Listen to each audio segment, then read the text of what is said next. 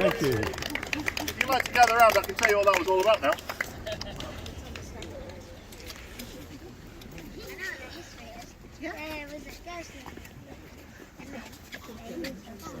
You know some of it already. You might be able to fill in some parts because I'm quite forgetful. Well, good evening everybody. How are you all doing? Good, thank you. Good. Nice to see a big crowd for a Sunday evening. Quite rare. So yeah, welcome to Ripon, those that are new to Ripon. And the ceremony you've just seen me perform, the simple ceremony that is called Setting the Watch. And if legend is true, dates back to 886. And it's been carried out in Ripon every evening ever since that year, if legend is true. Which possibly makes that ceremony 1,137 years old this year. Not been me all that time, as old as I look. So there's been a few of us over the years. All started back in 886. Just before that, around 866 in fact, the Vikings had landed on the east coast of England and they raided inland at the time and took over most of the country. The then Saxon king Alfred of Wessex, better known as Alfred the Great these days, decided to do something about it. He led the uprising along with some of the other Saxon kings, retook what we now know as London, and then set up a pact with the Vikings called Danelaw, that they could have territories in the north of the country, the kingdom of Northumbria, which included this area, and everything south of that border, they'd leave alone. That was his hope. Him being king of Wessex, he was more than happy with that. But he obviously wanted to keep an eye on what the Vikings were up to, so he decided to grant Ripon, this small Saxon settlement, now inside Viking territory, a charter. But that didn't come in the form of parchment with squiggly writing on it and a big royal seal like you get from the king nowadays. Instead, it came in the form of a horn to represent our royal charter. And we still have that horn within the town hall to this very day. And it was decided that original horn would be put to good use. So it was given to the wakeman, who was the night watchman of the city. And his watch started at 9 o'clock, or at sunset in the early days, and carried on till sunrise. And he patrolled the city during the hours of darkness, making sure everyone slept safe and sound in their beds. No one was robbed during the evening. So he sounded the horn at the start of his watch so that city folk would know he was on duty, therefore setting the watch.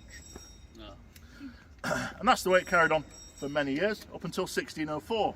By that date, the waitman had obviously got a bit too big for his boots. He was only answerable to the Archbishop of York in those days, and even he wasn't paying much attention because some of the waitmen over the last years had been making up laws as they saw fit and giving out punishments as they saw fit, including whippings and hangings within the city. He was also taxing people depending on how many doors they had facing onto the market square, so he really wasn't the most likeable of chaps at certain times. So what people did was that the people of Ripon got together and they wrote to King James I at the time to inform him of what was going on in Ripon, and he obviously didn't like it. He said, I'll give you a new written charter that would basically get rid of the mayor, get rid of the waitman and create the first mayor of Ripon. We agreed. He didn't really argue with James I, as Guy Fawkes found out a couple of years later. So out went the waitman and he became the first mayor of Ripon. A gentleman called Mr. Hugh Ripley happened to be our last waitman and our first mayor. And it's believed he lived in the house on the corner of the Market Square, one with the 4 bay windows and a pointed roof. Known as the waitman's house for that very reason. And Hugh was so proud of the tradition that Ripon held, including setting the watch and the security and sense of tradition and pride that it meant for Ripon. He wanted to carry it on, but he obviously didn't want to do it himself anymore, coming out on cold Yorkshire evenings.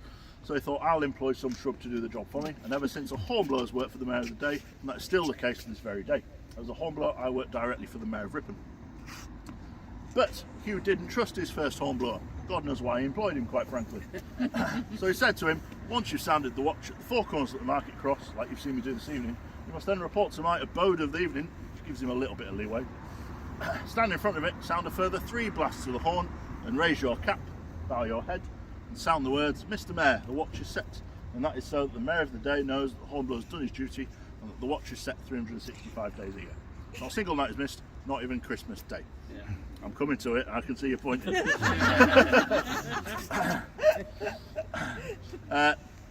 There is a superstition, I can't talk tonight, which I heard you mention early on, but there is a superstition around the ceremony that if the horn is not sounded to Mr. Hugh Ripley's satisfaction, his ghostly face will appear at the top attic window of the waitman's house. Yeah. And all kinds of horrible things will befall Ripon and their hornblower in particular. So for that reason, we've tried not to miss a beat over the years, which is why we're still here.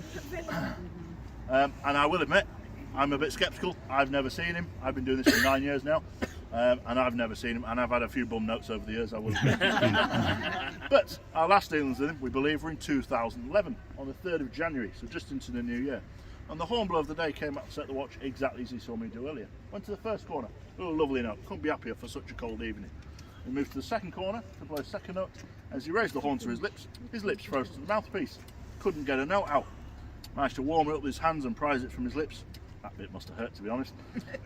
Moved to the 3rd and 4th corners to blow some form of note. Turned to bow, as we always do, towards the waitman's house at the end. I'm sorry. I'm so sorry. I don't see him, we're alright. Yeah, turned to bow, as we always do, and said he saw Mr. Hugh Ripley at that top attic window on the 3rd of January 2011. And what happened then? What happened then? An earthquake hit Ripon, measuring 3.6 in magnitude. Yeah, that's the part True that story? I wanted to say. It's a true story. Whether it's a coincidence, of course, feel free to make for your own. It is true, though. Feel free to Google it. Yeah. There is also, you had noticed, what's up above us? So, it's the first time they go to what? So behind me, the centre of our ceremony almost, is the Obelisk. This is our market cross, quite a fancy one for most towns. It was built in the early 1700s by public subscriptions, along with Mr. John Azelby. He was also the owner of the Fountains Abbey and Studley Royal Estates. He's the one that combined the 2 estates. There is actually a replica of this in the estates. Not quite as big, but it's very similar. Anyway, this was built in the early 1700s, being the old girl she is. She has needed a few repairs over the years. And the finial at the top, in the shape of a blowing horn, is a weather vane, and it does move and twist around, and that was put up there in 1889, and they decided they would seal inside 7 gold sovereigns to keep for 100 years, and after 100 years they would open it up and add to it. We call it a time capsule these days.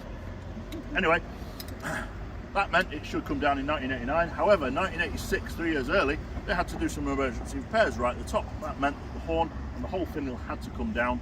So they thought, 3 years early, what could the harm be? We'll open it up and add to it this time. However, they didn't find 7 gold sovereigns inside. What they did find was an IOU for the previous repairs to the Obelisk. Apparently unpaid. What they did was they sealed inside Maundy money and a few other council documents, as well as a bill for the repairs of that year. Paid this time, apparently. So that is what is up in the weather vane.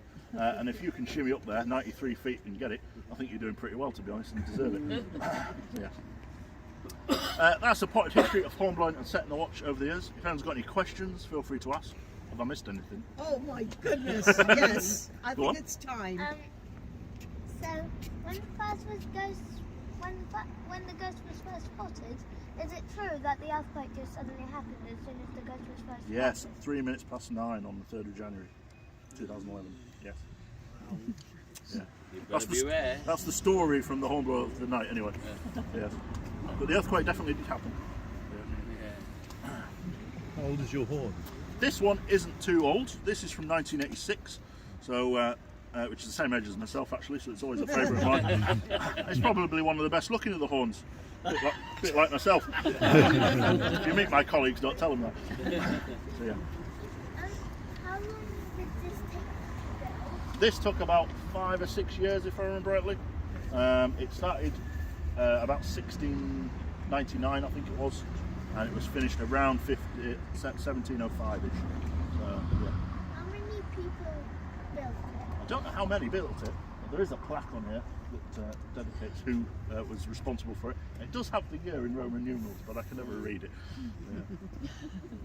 Yeah. Any other questions? Thank you very much. You've been a lovely crowd.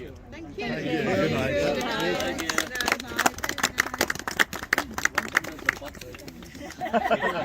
Which one?